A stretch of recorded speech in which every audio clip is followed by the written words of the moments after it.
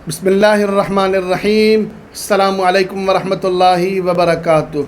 दोस्तों, मैं हूँ हाफिज़ इमरान हैदर। इंशाअल्लाह ताला आज आप हज़रात को जादू का इलाज बताऊँगा, जादू का तोड़ बताऊँगा। मैंने जादू के तोड़ के हवाले से बहुत से वज़ाइफ बताए हैं, बहुत से अमाल बताए हैं, आपने उनको किया होगा, करते रहें। आज एक नया अमल बताता हूँ आपको। ये नमक पर करने का अमल है। अमल बयान करने से पहले रिक्वेस्ट है कि चैनल को सब्सक्राइब करें, वीडियोज़ को लाइक करें और शेयर करें।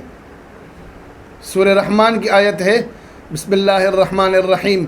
या मअशरल जिन्नि वल इंसि इन इस्तताअतुम अन तनफुज़ू मिन अक़तारिस समावाति वल अर्ज़ि फन्फुज़ू ला तनफुज़ून इल्ला बिसुल्तान। ये सूरह रहमान की आयत गालिबन आयत नंबर 33 इसको चेक कर लीजिएगा।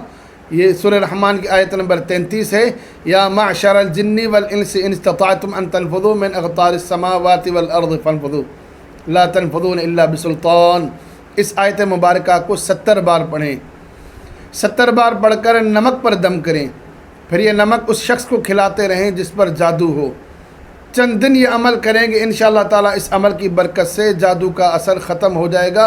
ये उन लोगों के लिए अमल फ़ायदेमंद है जिस पर जादू का असर हो और जादू रग रग में बस गया हो। बहुत से लोग ऐसे आते हैं कि उनको जादू खिलाया जाता है, जादू पिलाया जाता है, जादू उनके जिस्म में उतारा जाता है।